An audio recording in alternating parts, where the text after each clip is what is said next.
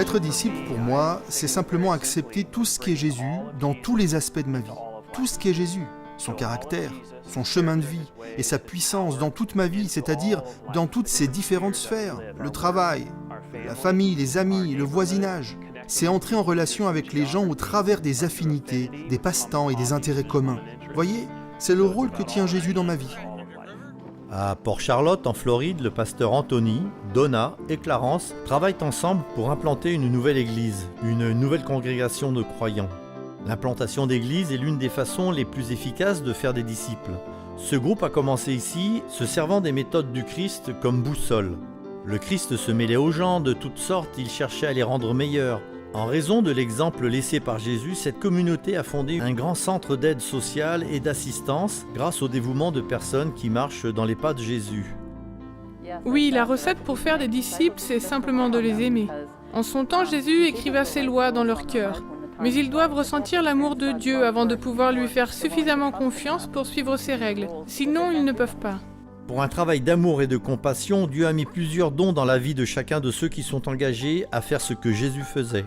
C'est donc qu'il a mis dans mon cœur, c'est de vouloir être au service des autres. Mais la chose la plus importante que je dois faire, c'est de passer du temps avec lui. Car si tel n'est pas le cas, je ne peux être rempli de son Saint-Esprit et alors, ce que je le fais avec mes propres forces au lieu d'utiliser les siennes.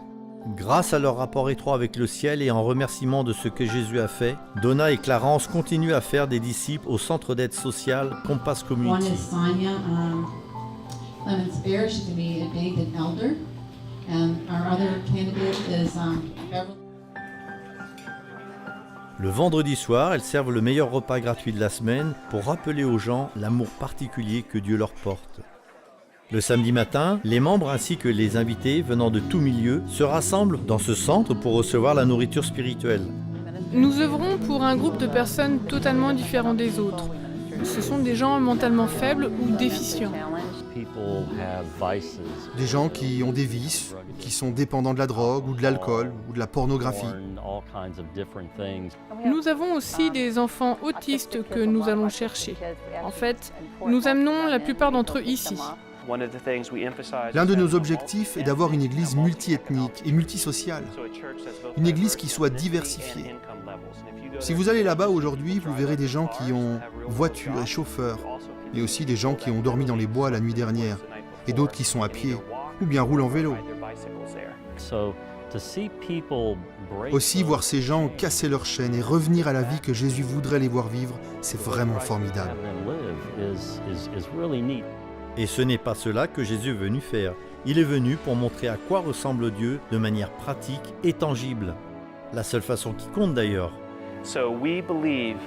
C'est pourquoi nous croyons que le monde n'a pas besoin d'avoir une église faite de gens qui se ressemblent, qui soient tous pareils, qui ont le même niveau social ou la même origine.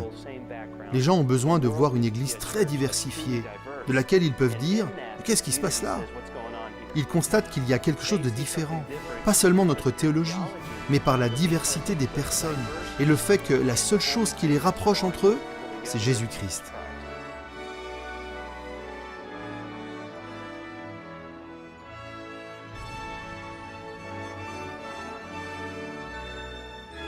Au centre d'aide sociale, plus de 50 membres viennent chaque semaine et sont heureux de faire partie des disciples du Christ. Ils aimeraient que vous priez pour leur ministère et pour l'acquisition d'un autre bâtiment afin d'accueillir davantage de personnes à Port-Charlotte.